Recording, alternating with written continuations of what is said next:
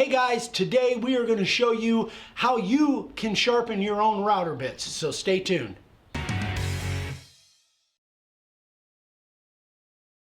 Alright, first things first, if you guys are going to sharpen your own router bits, the router bits that we use are all solid carbide. In order to sharpen carbide, you need a diamond wheel. So, a diamond wheel, the one you're going to see me using is one that we got like 20-30 years ago, and currently it's like $600-700. It's super expensive. There's a video right here that you guys can go watch for a cheaper wheel, and we have one in our Amazon store. We'll put the link in the description below, and it's like less than $100, like 70 bucks. So it's definitely, you don't have to have this $600 wheel that you're going to see me using. You're probably going to need some magnifiers, or what I call cheaters, because you really got to see that router bit really close. Third thing you're going to need is a bench grinder. So you're going to need a bench grinder. Buy the grinding wheel appropriate for the bench grinder that you use, and you're going to need some really good lighting. I use little desk lamps, and I have them shining right on there so I can see light from every angle. You'll see that. Okay, so let's talk about something else that's super important. These bits that we're using, they're solid carbide. Carbide, while it is very hard and stays sharp longer than high-speed steel, it's also very brittle. So if you touch them with anything, including another router bit, it's super easy to lose the tip or chip the edge. They're just super fragile that way. So my suggestion is keep them in the tubes that they came in. You've got to protect these things. So that's the number one way that I protect them, is if I'm not using the router bits, if they're not in a router, they're in the tubes.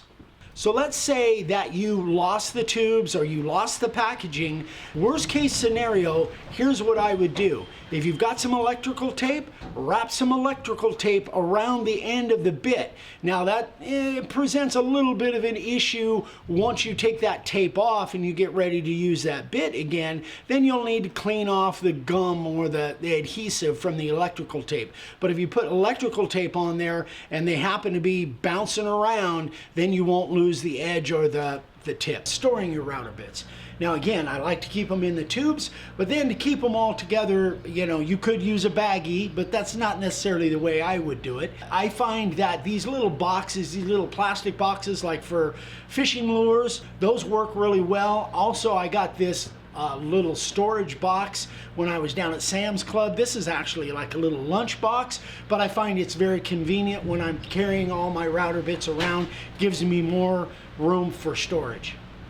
Okay, another aspect that is super important is keeping your router bits clean. And number one reason why, even after 1 or 2 carvings, the more they get caked up with gunk or sap or whatever it is, the more heat that's going to build up, and the faster that edge is going to become dull. Number 2 reason is because the faster that they get dull, then they have to be sharpened, the less time that you're going to get out of that router bit. The life of the router bit is just going to be diminished by having to sharpen it over and over, and that is directly related to what kind of wood you're carving and if you're not keeping your router bits clean. Now the way I clean the router bits is I have a little Dremel tool with a wire wheel in it. I like the brass wheel, but you could use a steel wheel, and that works really well. I just dip it in water, especially if it's super caked up, and then I use the Dremel, and it works great. Another way to do that is if you don't have a Dremel and a wire wheel, if you just have a handheld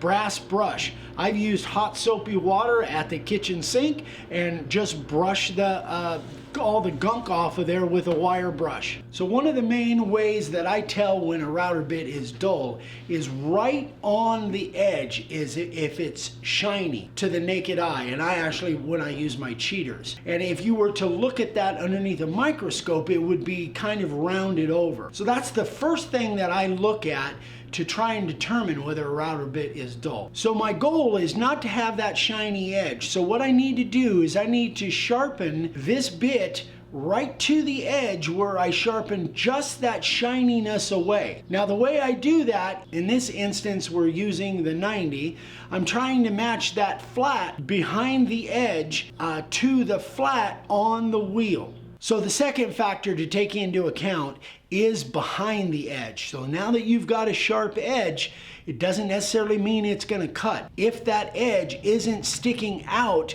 beyond behind the edge. And what I mean by that is, as the router bit is rotating, if behind the edge you don't have clearance, or you haven't ground enough clearance on the heel, that's behind the edge, if you haven't ground enough of that away, then the edge isn't sticking out far enough and the heel is hitting rather than the edge. So you have to have a sharp edge and you have to have clearance behind the edge. Now let's talk about where on the actual grinding wheel do you want to do your grinding. I want to be right at the center of the wheel or just slightly above. And what that will do is that will help give the right angle on the actual router bit when you touch that router bit to the wheel.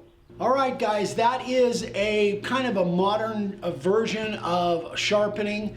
There's probably going to be questions, and you guys know how to get a hold of me, but let me give you some tips. First of all, we do not sharpen, and we don't suggest you try to sharpen the spiral bits. They're just too tricky. I've tried them before, and it's kind of hit and miss. I would not even attempt those, and the fact that the spiral bits, like, they cut forever. One of the other tips is the profile, the 60, the 90, carving liner, even the 45-degree chamfer bit. They pretty much all have the same aspects.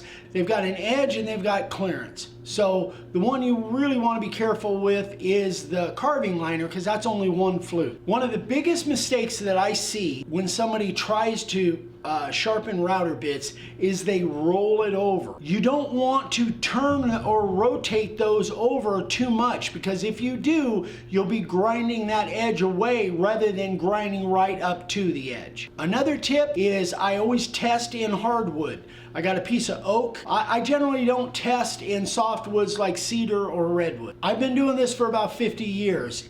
I've ruined a lot of bits, especially way back in the beginning. For the first 2 or 3 years, it took me a long time to get the hang of this. Don't get discouraged if you ruin a few bits. You can get it, there's no doubt, but it takes some time to get a hand at it. Another question I get a lot is the credit card sharpener. Now, the credit card sharpeners, they work well for the kinds of bits that they're designed to sharpen. Most of our bits, they won't work on, because there's no way to get the edge of that credit card into where that edge is. So we sharpen on the outside edge of the bits, just like we showed you. Last but not least, if you guys don't want to go through the hassle and expense of doing this, if you buy your router bits from us, we have the premium membership, the executive membership, all kinds of benefits, and the biggest benefit really is free router bit sharpening.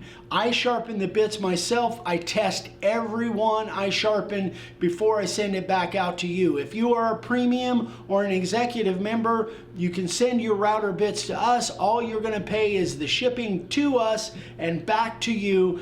All the router bit sharpening is free. There'll be a link in the description below where you can go see all the benefits for the premium membership and the executive membership. So here's the thing, guys. If you guys find value in what we do, we would personally appreciate it if you go on and like and subscribe. Click that little bell icon. We're really getting close to 50,000 subscribers. We've got almost 2,000 videos. We're doing 3 videos a week, and we got some really cool projects coming up. So anyway, guys, that's it. Questions, email me. We love you. We'll see you on the next one. Bye.